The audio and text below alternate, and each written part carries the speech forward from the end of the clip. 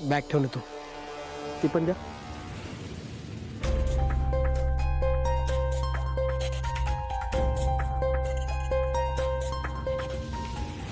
अबीर, ओवी,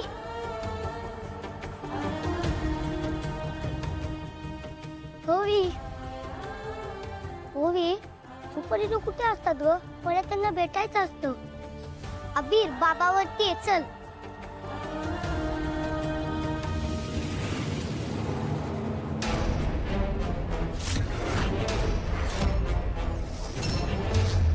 माझ्याबरोबर माझ्या घरी यायचं आणि सारंगला मृत्यूच्या दारातून बाहेर काढायचं. आणि हे करताना जर का तू चुकलीस, जर का माझ्या सारंगला आणखीन काही झालं ना, तर गाठ माझ्याशी.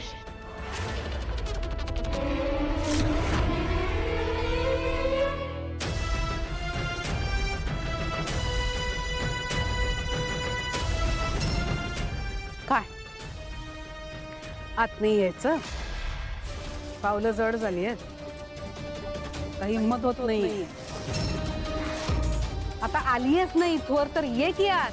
ह्या घरात पाऊल ठेवण्याआधी मला एक गोष्ट स्पष्ट करायची. करा. मी इथे तुम्ही बोलवायला आलेलात म्हणून नाही, किंवा तुम्ही मला धमकी दिलीत म्हणूनही नाही, किंवा तुम्ही सारंगच्या ह्या अवस्थेला मला जबाबदार ठरवलंत ना, यासाठीही नाही आले. मग कशासाठी आलीयस?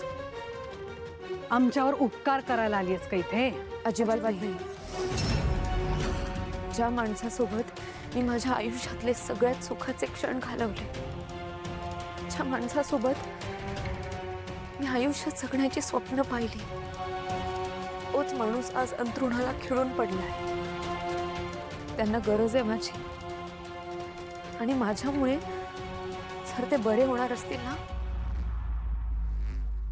तर त्या जुन्या चांगल्या दिवसांची परतफेड म्हणून मी द्या. माझं कर्तव्य पार पाडायला आलंय. नशीब माझं बाई. मला असं वाटलं होतं तू आता म्हणशील की तुमच्यावरती उपकार करायला मी इथे आले की काय. या त्या चला. थांब सावली.